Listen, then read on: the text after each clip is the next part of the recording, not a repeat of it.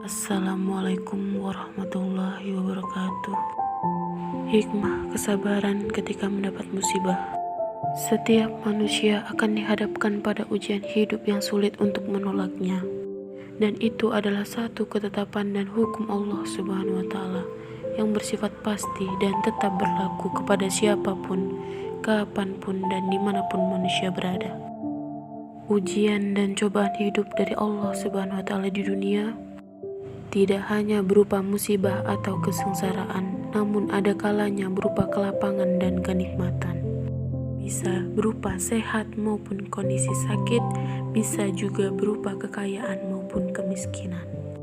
Ketika kita ditimpa kesulitan, maka seseorang itu akan dimasukkan ke dalam orang-orang yang bersabar. Pintu kesabaran dalam menghadapi musibah yaitu dengan mengucapkan istijab alias kalimat Inna lillahi wa inna ilaihi roji'un.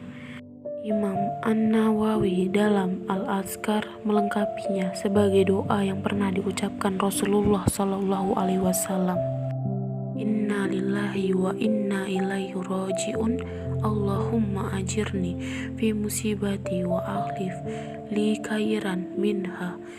Sesungguhnya kami adalah milik Allah dan sesungguhnya hanya kepadanya kami kembali. Ya Allah, karuniakanlah pahala dalam musibah yang menimpaku dan berikanlah aku ganti yang lebih baik dari kamu. Hadis riwayat Muslim. Dalam beberapa surat di Al-Quran juga disebutkan tentang ujian yang datangnya dari Allah Subhanahu wa Ta'ala, baik dalam kondisi senang dan dalam kondisi sulit. Terdapat beberapa hikmah di balik musibah. Yang pertama, salah satu cara Allah untuk mengingatkan hambanya agar tidak melampaui batas, tidak melakukan kemaksiatan dan kerusakan di muka bumi.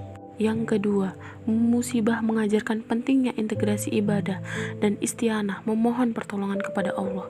Yang ketiga, hikmah keimanan dan kesabaran menyadarkan bahwa manusia itu milik Allah dan pasti kembali kepadanya. Allah berfirman, Bismillahirrahmanirrahim.